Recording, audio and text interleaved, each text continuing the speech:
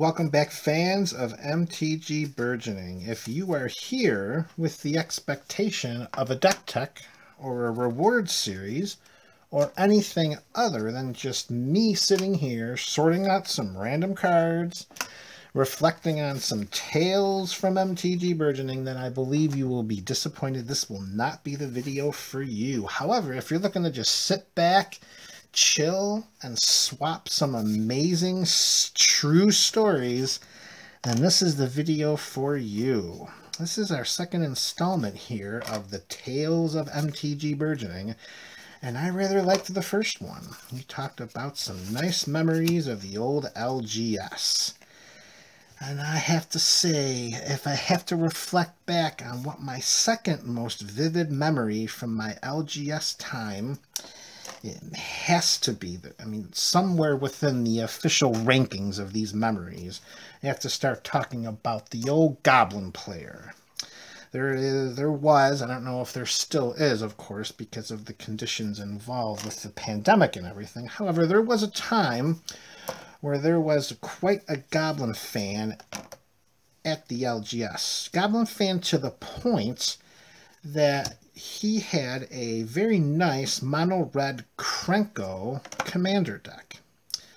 And the way that he would work this deck is he would have so many different ways to tap and untap Krenko to make all kinds of Goblin tokens, and then with the sacrifice effects like Goblin Bombardment and Mob Justice, and what's that one spell where you tap, it's 2 and 3 red, and every creature you tap when you cast it deals 3 damage to a target player.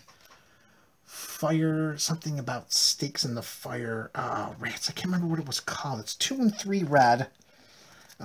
Anyways, so that's getting beyond the point.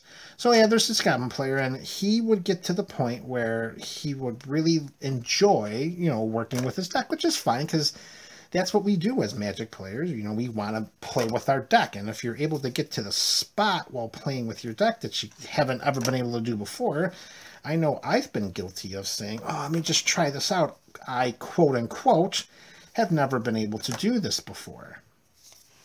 Well, unfortunately, with our Goblin buddy and his Krenko deck, that seemed to be the norm, and he would really find himself into some trouble from a political standpoint, because some of the other players would get to the point where they would start saying, all right, come on, let's move this along. You're doing what you need to do. Just end the game.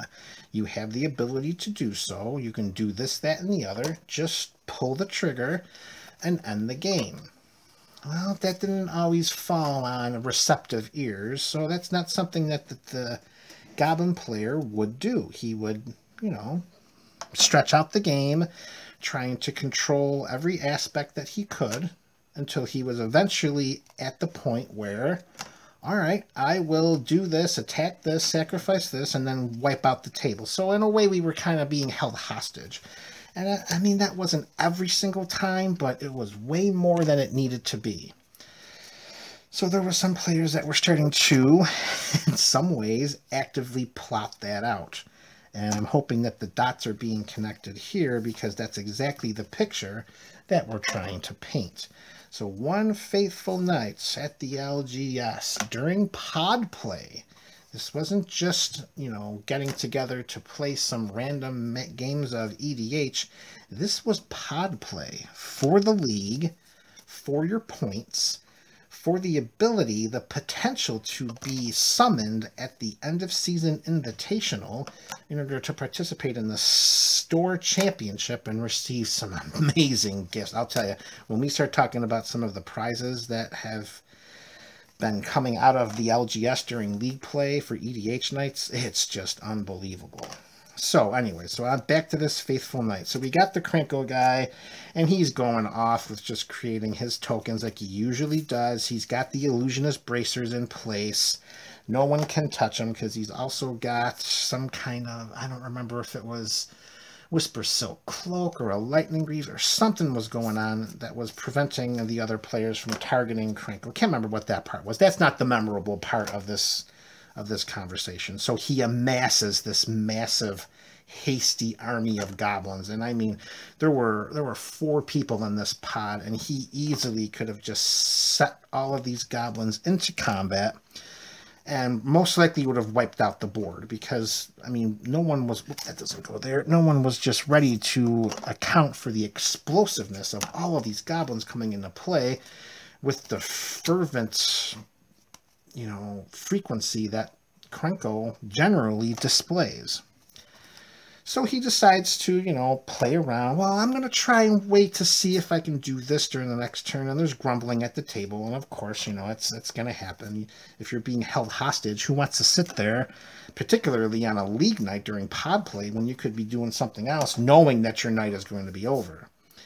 There was to the point where there were a couple of players that were just going to scoop, but after some nonverbal communication, they decided to stick around to see what was going to happen at his end step, making sure that there was no potential instant speed, anything on his battlefield that can happen, like a goblin bombardment or any ways that he could sack these creatures in response to a spell.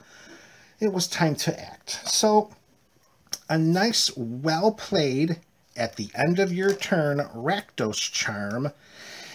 Well, let's just say that was an onion in the ointment for the goblin player. And what ends up happening is you know how the saying 0 to 60?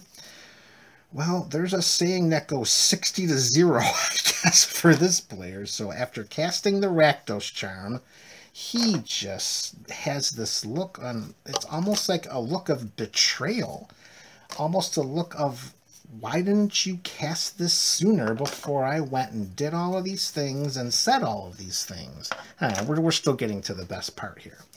So he goes on and on talking about how I could have done this and I could have done that, and why didn't you do this and why didn't you do that? You know, sometimes you run into players that are the typical Monday morning quarterbacks when it comes to casting spells, and particularly if you're trying to hold an entire table hostage for your own, I don't know if it's warped or deranged or perverse pleasure or whatever it is you're trying to do there. Bottom line is that players were getting tired of you being the quote-unquote table bully. So it was time to cast. It was time to make sure there was a Rakdos Charm available. So it was cast. He had his say. He was, you know, flipping and flopping his cards around, packing his stuff up. It appeared that he was heading on his way out. He did not appear he was happy enough to stay for after league gameplay. So he's packing up all of his things. He's, you know, saying all the things that he has to say and stomping around and shooting dirty looks. Real class act guy. Grabs his knapsack, heads to the front door. Now, the LGS front door is a glass door. I mean, there has some metal bars across the side. Not the protective kind to keep people out like you would see in like a bank or something like that. But, you know, just to push the handle, the metal bar to push the handle and stuff like that. Well, apparently, as he gets to the door, he goes to smash open the door, missing the metal bar of the door, and hits that glass with, I don't know if it was with car keys or if it was with a metal part of his knapsack or bag or something that caused the loudest sound. I honestly thought, and I was only a couple tables away when he hit that door, but I honestly thought he went right through that glass. And the owner shot over. He was already out the door, and that was just the sound. It's the sound. That sound is what I can't replicate. That's what's stuck in my head, is the sound that made when he hit that door. All because he just didn't want to play, you know, I shouldn't say the proper way, but it's about etiquette. I mean, you're holding an entire table hostage. What is this, American Idol? Just cast your spells, and if you can win the game, win the game. Don't hold us there. Well, that was the end of his league season, I believe, because I don't recall seeing him again the rest of that year. Well, those are the prices you pay when you mess around with MTG Burgeoning. All right, folks. Well, this was great. This was another tale from the LGS with MTG Burgeoning.